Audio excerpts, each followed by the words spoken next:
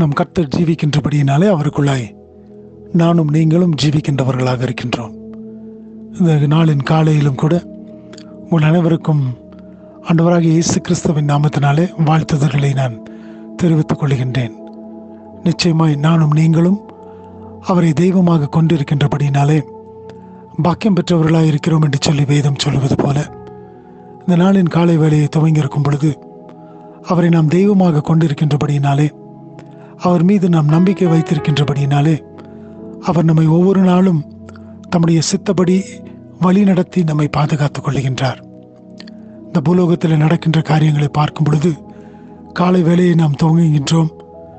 இரவு வேளையிலே நாம் வீடுகளுக்குள்ளாய் வந்து சேரும் வரை தேவனுடைய பாதுகாக்கும் கரங்கள் நம்மை பாதுகாத்துக் கொள்ளுகிறது. மாத்திரமே அல்லாதபடி வேறு எந்த காரியமும் நம்மை அப்படிப்பட்ட ஒரு சூழ்நிலையில நடத்தக்கூடியதாய் காணப்படுவதில்லை. அப்படிப்பட்ட விபத்துகளும் ஆபத்துகளும் அநேக விதமான அழிவுகளும் காணப்படுகின்ற இந்த பூலோகத்திலே உங்களையும் என்னையும் தேவன் எம்மட்டுமாக தம்முடைய கிருபையினாலே பாதுகாத்து வழிநடத்தி வந்திருக்கின்றார்.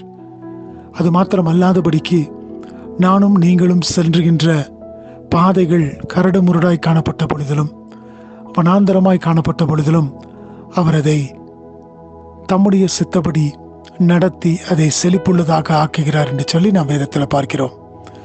ஏசாயா தீர்க்கதரிசியின் புஸ்தகம் 35வது அதிகாரம் 1வது வசனத்தை நான் வாசிக்கின்றேன். Isaiah chapter 35 verse 1. வனாந்தரமும் வறண்ட நிலமும் மகிழ்ந்து கடுவெளி கழித்து புஷ்பத்தை போல செழிக்கும். எனக்கு பிரியமான தேவச்சனமே, இந்த இடத்துல நாம் வாசிக்கின்றோம், வறண்டு போன ஒரு காரியம் அவைகள் வனாந்தரத்தை போல காணப்படுகிறது. ஆனால் தேவனுடைய பார்வை அல்லது தேவனுடைய சித்தம் அதை மாற்ற வேண்டும் என்று சொன்னால் அது எப்படிப்பட்டதாய் ஆகிறதாம்? வறண்ட நிலமும் மகிழ்ந்து கடுவெளி கழித்து புஷ்பத்தை போல செழிக்குமா? புஷ்பம் எப்படியாக ஒரு நீருள்ள இடத்துல நன்றாக வளருமோ அதுபோல அது வனாந்தரமும் அது அவாந்தர வெளியாய் வறண்ட நிலமாய் காணப்பட்டாலும் கர்த்தர் அதை நோக்கி பார்ப்பார் என்று சொன்னால், கர்த்தருடைய கிருபை அதன் மீது இருக்கும் என்று சொன்னால் அது அப்படியாய் புஷ்பத்தை போல செழித்து வளரக்கூடியதாய் காணப்படுமாம். எனக்கு பிரியமான தேவச்சனமே, இந்த நாளின் கால வேளையை துவங்கி இருக்கும் பொழுது அநேக வறண்டு போன காரியங்கள் நிமித்தமாய் நீ சோர்வடைந்திருக்கின்றாயா? நீ ஒன்று மாத்திரம் கர்த்தரை நோக்கி நீ சொல்ல வேண்டியது என்னவென்று சொன்னால், ஆண்டவரே, நீர் என்னோடு கூட இருப்பீர் என்று சொன்னால் இவைகள் எல்லாவற்றையும் வறண்டு போன அல்லது காய்ந்து போன கடு வெளியை போல காணப்படுகின்ற காரியங்களாய் காணப்பட்டாலும் என் தேவன் எல்லாவற்றையும் புஷ்பத்தை போல மாற்றித்தர போதுமானவராய் இருக்கின்றீர்.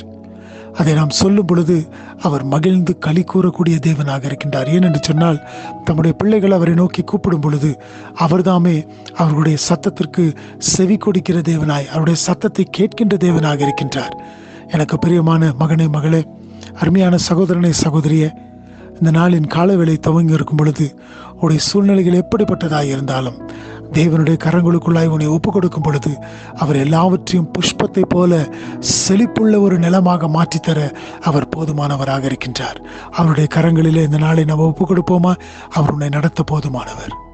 துதி கன மகிமை எல்லாம் அவருக்கே உரியதாகட்டும். ஆமென்.